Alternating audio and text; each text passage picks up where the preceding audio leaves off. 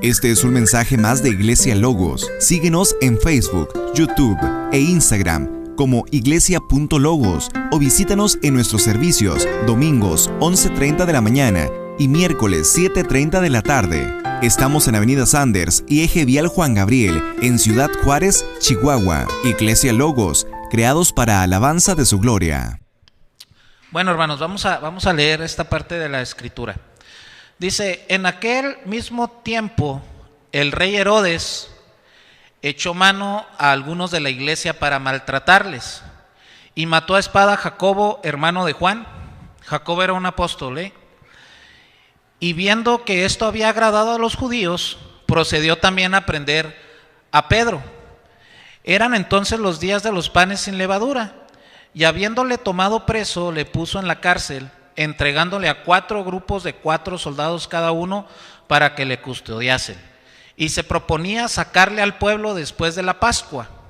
Así que Pedro estaba custodiado en la cárcel, pero la iglesia hacía sin cesar oración a Dios por él.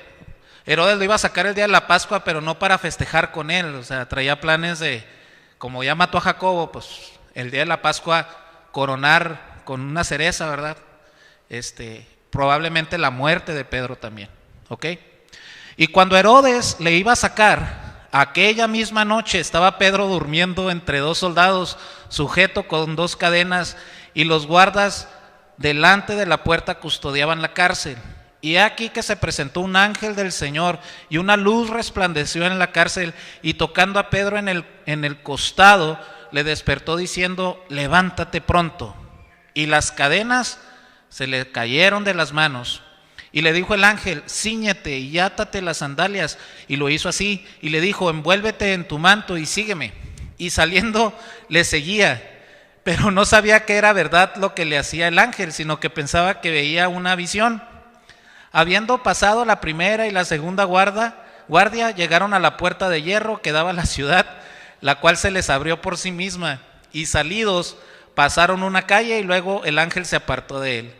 Entonces Pedro, volviendo en sí, dijo: ahora entiendo verdaderamente que el Señor ha enviado a su ángel y me ha librado de la mano de Herodes y de todo lo que el pueblo de los judíos esperaba. Y habiendo considerado esto, llegó a casa de María, la madre de Juan, el que tenía por sobrenombre Marcos, donde muchos estaban reunidos orando. Cuando llamó Pedro a la puerta del patio, salió a escuchar una muchacha llamada Rode, la cual, cuando reconoció la voz de Pedro, de gozo no abrió la puerta, sino que corriendo adentro dio la nueva de que Pedro estaba a la puerta. Y ellos le dijeron: estás loca. Pero ella aseguraba que así era. Entonces ellos decían: es su ángel. Mas Pedro persistía en llamar, y cuando abrieron y le vieron, se quedaron atónitos.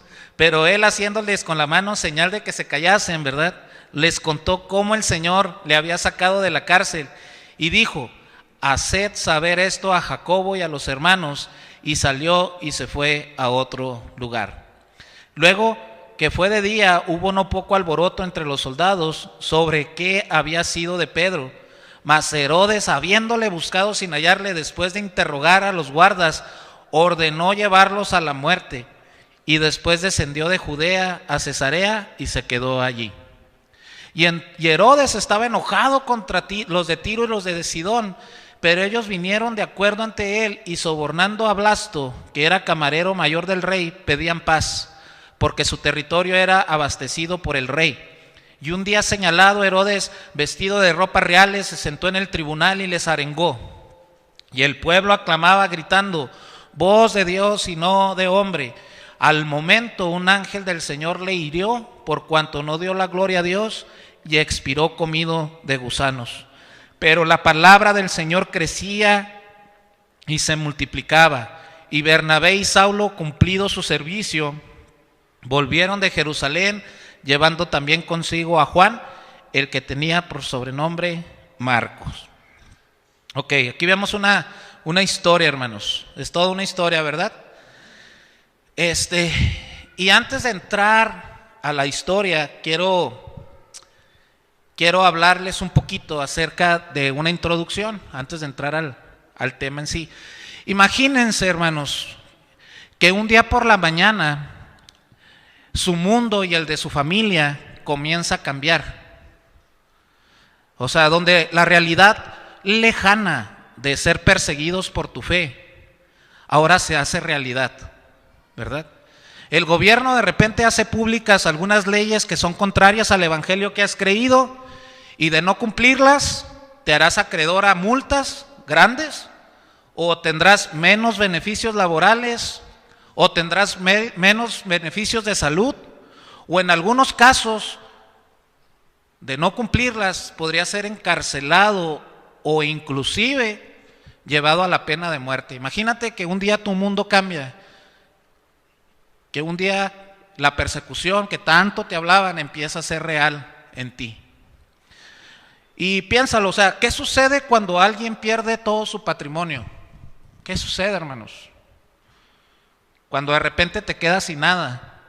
¿Qué sucede cuando alguien en tu entorno es llevado a la cárcel? No me digan que las cárceles son lugares bonitos, ni para ti, y mucho menos estar con la zozobra de que alguien que tú amas está en ese lugar, ¿verdad? Llevado por la fe que él profesa.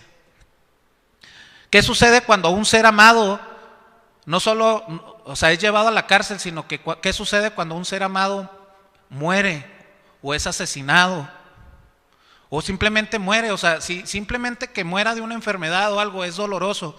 Imagínense que uno de tus seres amados muere a causa de su fe. Pues, ¿qué sucede? La respuesta a todas estas preguntas es que nuestro mundo y el de nuestras familias cambiaría de una manera radical. No sería el mismo, quedaría quebrado, quedaría lastimado, ¿verdad? ¿Ok?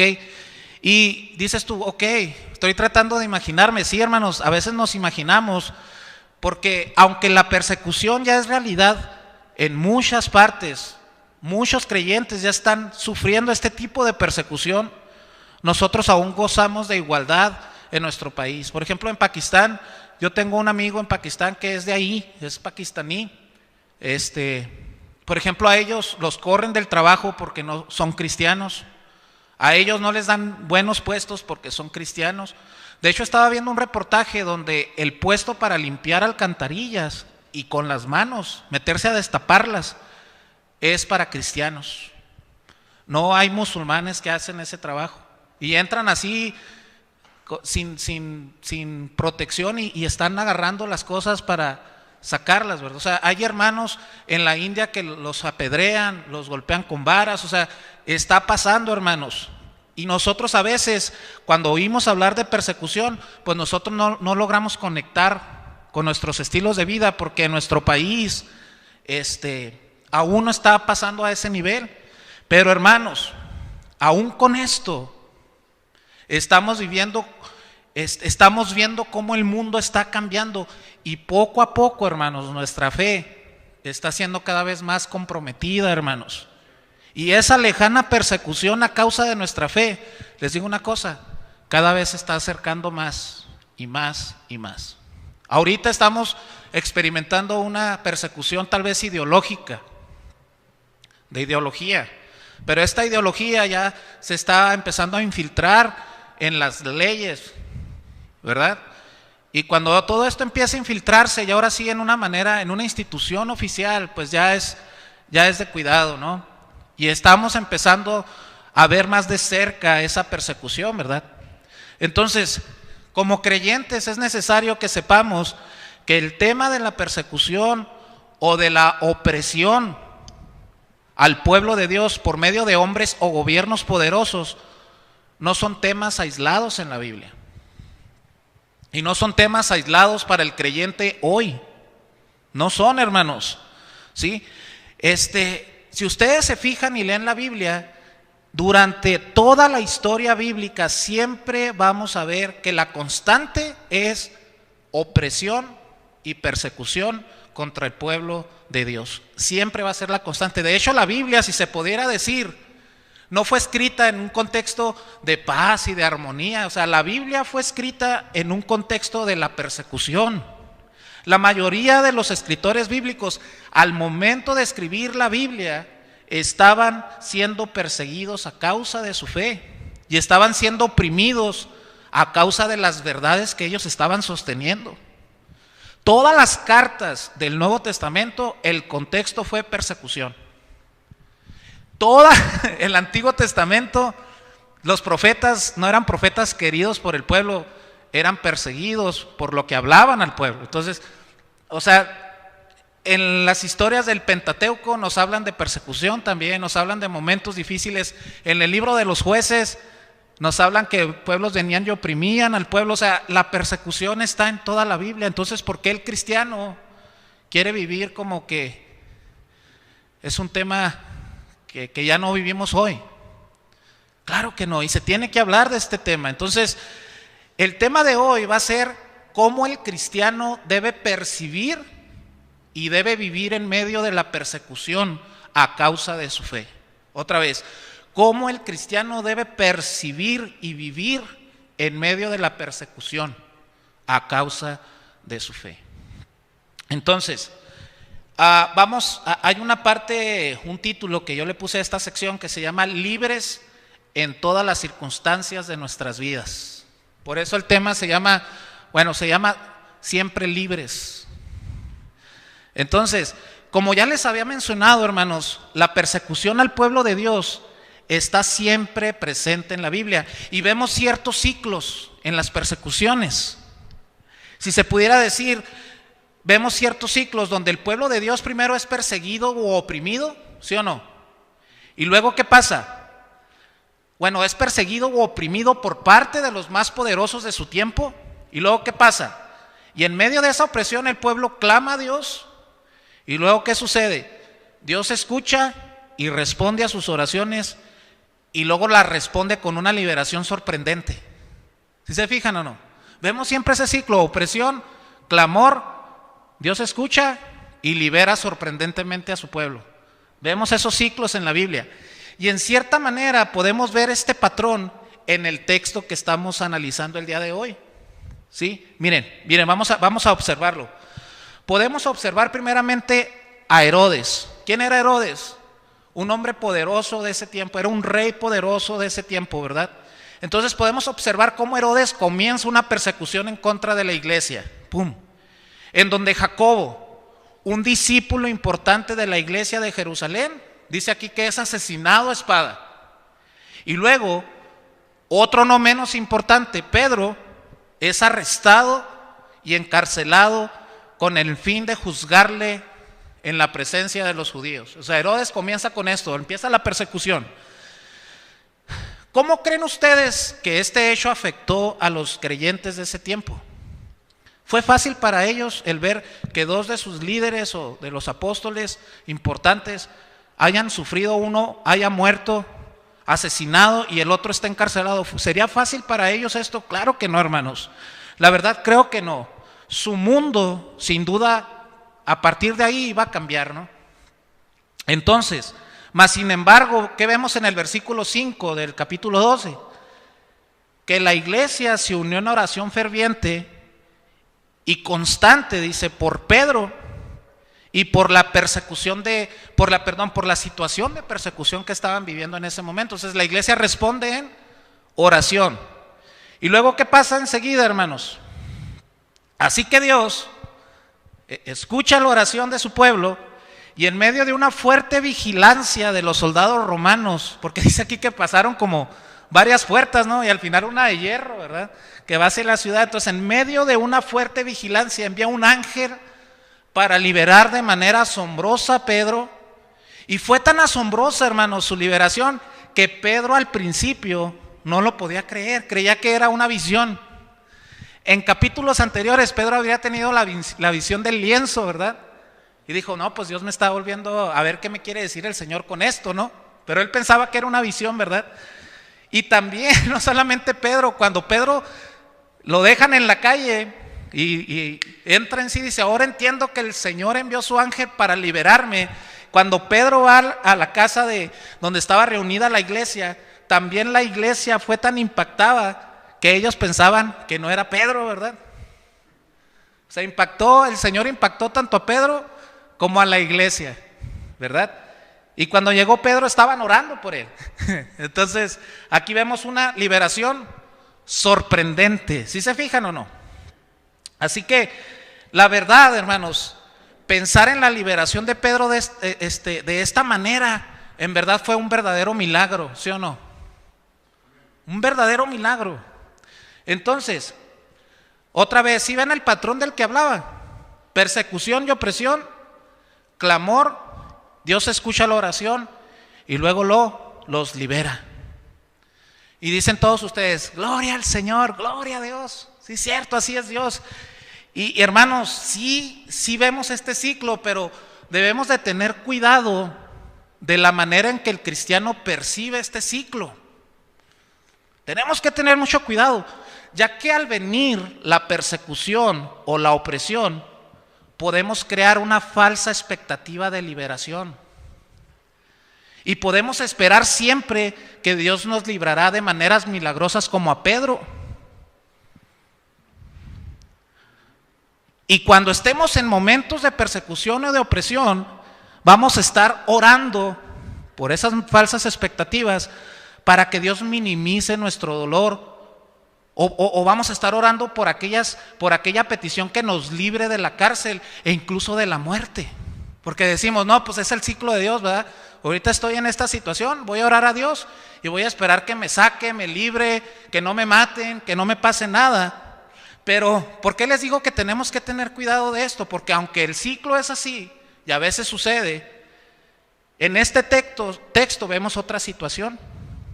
Y la pregunta es, ¿qué pasó con Pedro? Fue librado. Pero ¿qué pasó con Jacobo? ¿Fue liberado según nuestros estándares? Según lo que pensamos de liberación, ¿Pedro fue liberado? Muchos al leer este texto podemos pensar, Pedro fue librado, pero Jacobo no. Y dices tú, caray. Ahora les voy a decir, pero según nuestra fe, Pedro fue liberado y Jacobo también fue liberado. Ambos fueron librados. Dices tú, ¿cómo? Sí. No podemos decir que Dios nada más quiso librar a Pedro y a Jacobo, no. En nuestra fe cristiana, ambos fueron librados. Ninguno fue desamparado. Entonces, el ciclo de persecución, clamor, Dios escuchando nuestra oración y liberándonos, debe ser visto a la luz de Cristo, porque este ciclo apunta a Jesús. Y ahorita vamos a ver por qué tanto Jacobo fue librado y Pedro fue librado. Porque este ciclo apunta a Cristo. Y dices tú, bueno, ¿cómo apunta a Cristo? Bueno, ¿cuál es el ejemplo más palpable de liberación en el Antiguo Testamento donde podemos ver estos elementos del ciclo? ¿Cuál es el ejemplo más palpable de liberación del Antiguo Testamento que apunta a Cristo? ¿Recuerdan cuál es? El del Éxodo. ¿Sí? El pueblo de Dios liberado de Egipto. Y vemos aquí el ciclo. El pueblo estaba siendo oprimido, clama a Dios, Dios escucha su clamor y luego envía un libertador con señales y prodigios y los libera con brazo poderoso. Y en esta liberación, hermanos, vemos cómo el golpe final para su liberación apuntaba a la sangre de un cordero sobre el dintel de sus puertas.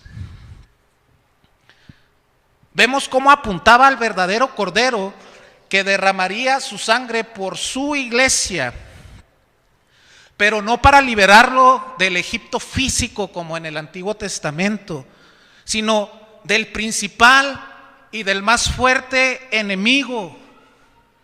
¿Cuál es el principal y el mayor fuerte enemigo del ser humano, hermanos? El pecado.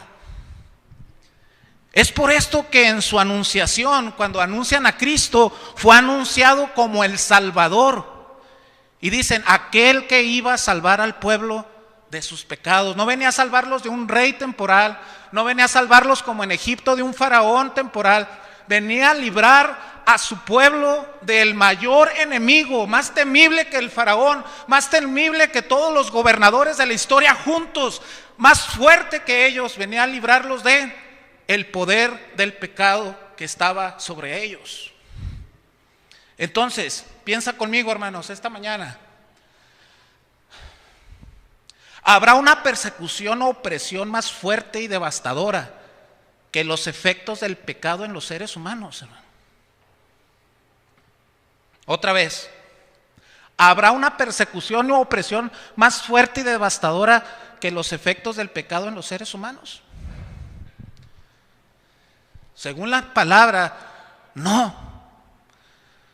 El pecado no solo nos hace la vida más difícil en nuestro tiempo, sino que merece un juicio y una condena. Dios será el juez y cada ser humano va a compadecer ante Él. Y la condena será toda su ira desplegada sobre el pecador. Una ira movida o motivada por su justicia y santidad. Y no bastará una eternidad para pagar la condena, hermanos.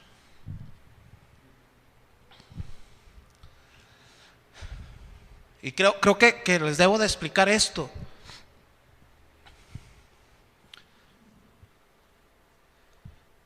El problema, hermanos, no es que haya pecados chicos ni pecados grandes. Dice, no creo que Dios por esto que hago mal me vaya a merecer yo el infierno. Creo que Dios esto lo puede pasar o no. El punto de la condena hacia el pecado no es el tamaño del pecado, sino es el tamaño de aquel contra el que estamos pecando. Mira, hermano, débele 10 pesos a un amigo tuyo y te los va a cobrar y tú, débele 10 pesos al SAT. Créeme que no vas a dormir en varias semanas hasta que pagues, cuando te llegue un citatorio del SAT. Te aseguro que pides permiso en el trabajo para ir a ver qué está pasando en tu cita y esperas 6 meses a que te den la cita, te lo aseguro. Porque no es el tamaño de lo que debes, es que le debes al gobierno. Imagínate que hemos pecado contra el creador del universo entero. Hemos sido rebeldes contra Él al tratar de ser nuestros propios dioses y al vivir nuestras vidas como queremos y no tomarlo en cuenta en nuestros caminos.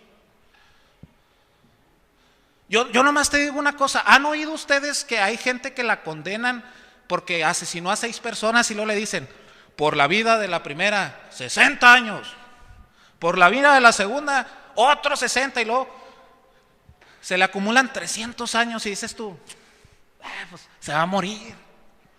Pues ¿para qué le ponen esa condena? La condena se la ponen para ver lo grave de sus delitos.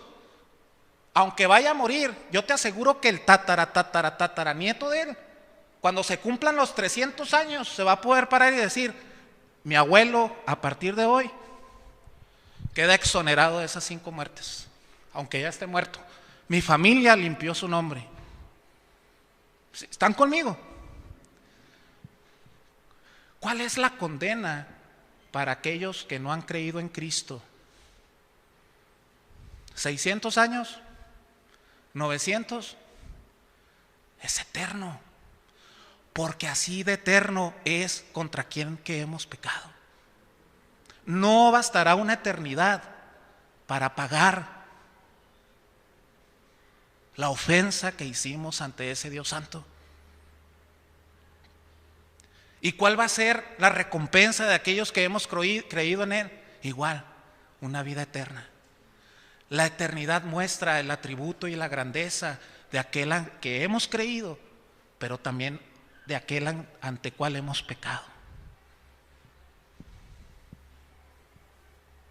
Ese es el efecto devastador del pecado en la vida del hombre. ¿Y qué dice Juan 3:16? Dice, de tal manera amó Dios al mundo que envió a su Hijo unigénito, para que todo aquel que en Él cree no se pierda, mas tenga vida eterna. ¿Quién es el verdadero creyente? Aquel que en Él cree. ¿Y qué va a tener aquel que en Él cree? Va a tener vida eterna. Aquel que en Él cree se ha arrepentido de vivir su vida alejado de Dios y se ha lanzado a los brazos de Cristo confiando totalmente en su obra salvadora. Confiando en que Él es el Salvador, el liberador. Aquel que es el único que puede librarlo y salvarlo de su pecado. Esa es la realidad del creyente que ha puesto su fe en Cristo, que ya ha sido librado, que ha sido salvo, rescatado de su pecado, hermanos. Entonces, uno de los efectos de esta fe que pone a alguien en Cristo es que el creyente ya es libre. Ya ha sido librado de lo que realmente debe ser librado. ¿De qué, hermanos? De los efectos del pecado en su vida. No solamente en su vida, sino en el juicio y en la condena. Ha sido librado de los efectos y de los resultados del pecado en su vida. Entonces ya nada en esta vida le podrá quitar el estatus de libre. Nada, hermanos, nada le va a poder quitar el estatus de libre. En la opresión de la persecución, Él es libre. En la más oscura cárcel, Él es libre. En las más absurdas leyes, Él es libre. En la esclavitud física, Él es libre. Y en la muerte, Él sigue siendo libre. Es por eso que Cristo dijo en Juan 8, del 34 al 36, dice: Jesús les respondió: de cierto os digo, que todo aquel que hace pecado, esclavo es del pecado. Y el esclavo no queda en la casa para siempre, el Hijo sí queda para siempre. Así que, si el Hijo os libertare, seréis verdaderamente libres. La libertad verdadera tiene que ver con la libertad que Dios hizo de nuestro pecado, hermanos. No tiene que ver con las circunstancias, tiene que ver con la libertad del pecado, sus efectos y sus resultados en nuestras vidas. Y si el Hijo nos libertare, entonces somos verdaderamente libres. Aquí Jesús habla del pecado. En Cristo somos verdaderamente libres. El creyente en cualquier circunstancia de su vida es verdaderamente libre. ¿Puedes ver lo que esto implica, hermano o hermana? ¿Puedes verlo? Jacobo, el que fue asesinado, era libre en Cristo y aún muriendo, él fue librado porque tenía a Cristo, porque él era libre. Pedro era libre y en la cárcel seguía siendo libre y aún liberado, él era verdaderamente libre en Cristo. Siempre era libre. Tú y yo siempre somos libres. Esa es la libertad a la que hemos sido llamados.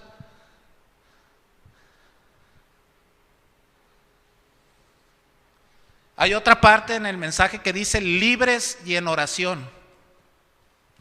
Entonces, cuando estemos en tiempos de persecución o aflicción, Dios nos llama a orar. Dios nos llama a descansar en Él en la oración. Y la oración, según este contexto de que vemos aquí, debe llevarnos a avivar nuestra fe, debe llevarnos a eliminar las expectativas falsas de liberación que tenemos y nos lleva a encomendarnos a Dios y a sus propósitos. Puede que Él nos libre como a Pedro, o puede que esa vez Dios prescinda de nuestro servicio en la tierra, pero nos llame a su gloria. Pero si Él nos quiere aquí, ¿ustedes creen? Ahorita estaba pensando, Jacobo era pieza clave en los apóstoles. Puedes tú pensar, Dios, lo hubieras dejado más tiempo, tenía talento, era una persona respetada dentro de la iglesia. ¿Por qué? Cristo quiso prescindir de él. Digo, Señor, a veces nos creemos tan indispensables.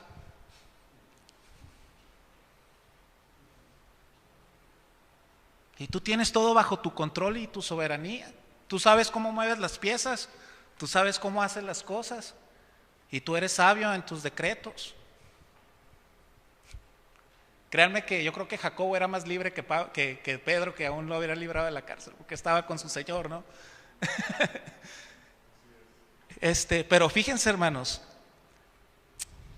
en medio de la persecución y de la aflicción tenemos que orar por fortaleza y aceptación de su voluntad, para que Dios pueda usarnos en sus planes y que pueda darnos paz, y que con gozo, hermanos, podamos darle gloria en medio de la persecución.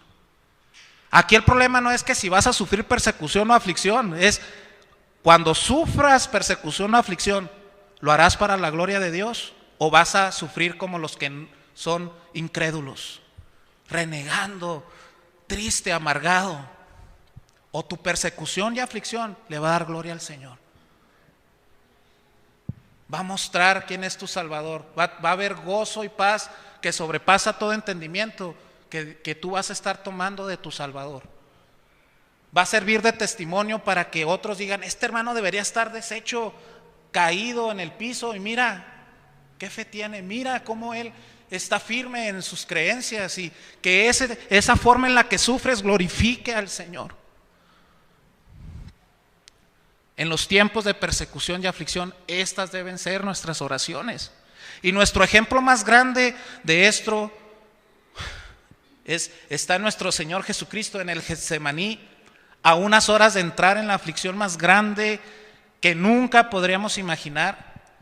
Iba a recibir la ira de su Padre en nuestro lugar, mas sin embargo Él no oró por una liberación acorde a sus expectativas, sino oró en dependencia al plan de su Padre y dijo: no se haga mi voluntad, sino la tuya. Porque lo único que queremos, hermanos, es no salir librados, sino lo único que queremos es que el Señor sea glorificado a través de lo que Él nos lleve a hacer.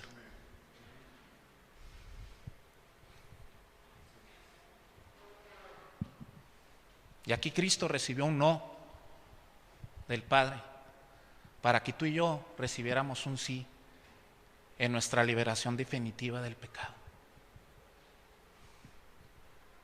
En Cristo nosotros fuimos escuchados por el Padre por la verdadera liberación que necesitábamos. Por eso el Padre le tuvo que decir no a su Hijo, para que tú y yo recibiéramos un sí de Él. Esto es tremendo, hermanos. Nadie experimentó ni experimentará el beber hasta la última gota de la copa de la ira de Dios. El único que no merecía beberla era el Hijo, y la bebió hasta la última gota,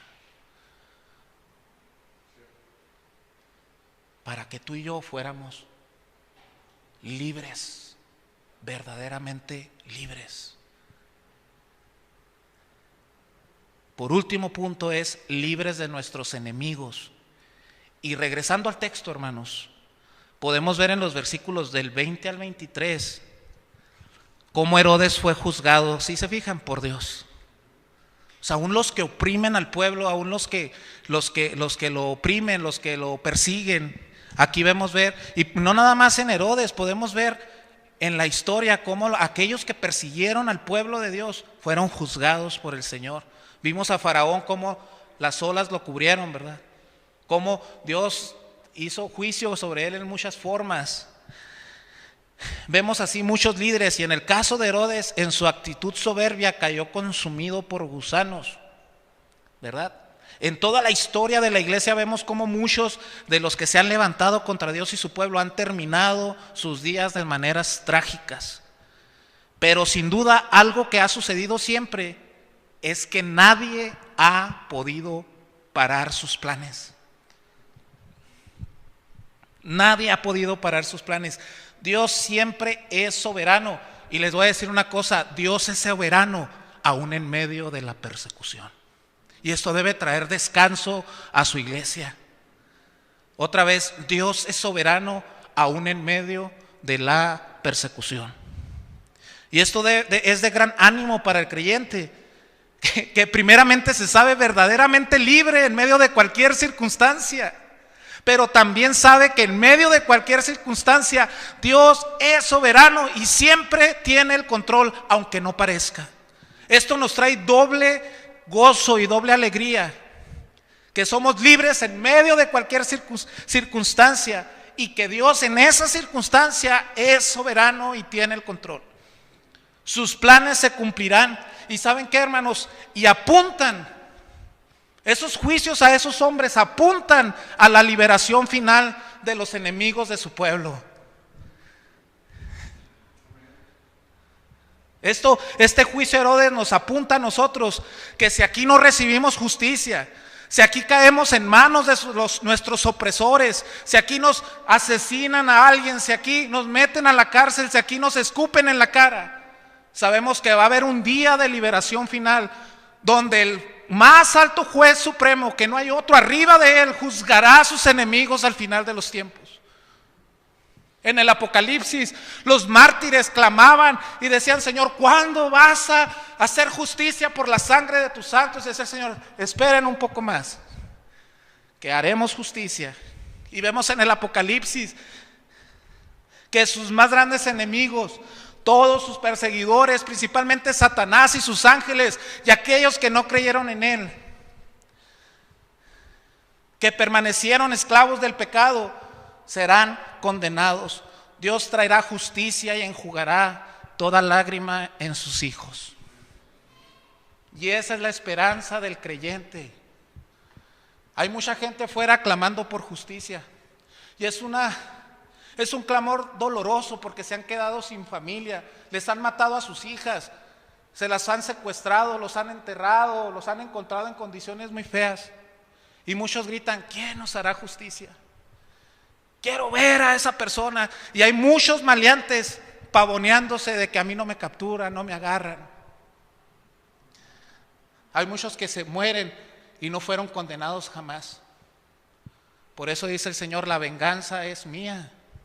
Ustedes no se metan en ese papel, no guarden rencor. Yo conozco sus dolores, yo conozco las injusticias, y créanme, hermanos, nada se va a quedar sin juzgar ante el trono del Señor. Hay gente que dice: el único que puede juzgarme es Dios. No saben ni lo que están diciendo, hermanos. Yo prefiero que me juzguen ustedes, que me juzgue el Señor. Dice: cuán horrenda cosa es caer en las manos de un Dios vivo. No saben ni lo que hablamos, hermanos. Entonces, ya no habrá más muerte, ni enfermedad, ni dolor, y Él finalmente habitará en medio de su pueblo y le vamos a ver cara a cara. Esa es la gran esperanza para cada uno de nosotros. Nuestra fe trasciende toda circunstancia y se mantiene viva y ardiente en la esperanza de nuestra salvación. No solamente somos libres aquí en cualquier circunstancia, no solo sabemos que Dios es soberano, sino que nuestra fe, la esperanza a la que hemos sido llamados, mantiene ardiendo nuestro corazón de que aquí no es nuestro último lugar y tenemos una herencia con Él en gloria. Y un día estaremos con Él. Y seremos totalmente librados de todos los enemigos. Para siempre, hermanos. Comunidad o iglesia, qué gran libertad y esperanza tenemos en Cristo, ¿verdad? Que nosotros solo al creer en Él podemos sabernos verdaderamente libres en medio de cualquier circunstancia. Qué padre saber que podemos elevar nuestras oraciones en medio de la persecución y de la aflicción, y el Espíritu Santo nos hará saber que Él estará ahí, que Él está ahí con su amor, paz y fortaleza. Gracias a Cristo tenemos la esperanza de que nada va a quedar impune, y al final de los tiempos gozaremos plenamente de esa libertad a la que fuimos llamados. Y todos nuestros enemigos habrán desaparecido. Pero siempre, hermanos, recordemos que nuestro Señor, el día de su juicio, Él no fue librado. No fue librado como Jacobo, ni como Pedro, ni como tú, ni como yo. Su mismo Padre lo estaba juzgando por el pecado de todos nosotros, para que nosotros fuéramos librados de ese juicio. que en su crucifixión experimentó la ausencia de su Padre, para que nosotros fuéramos escuchados en medio de nuestra persecución.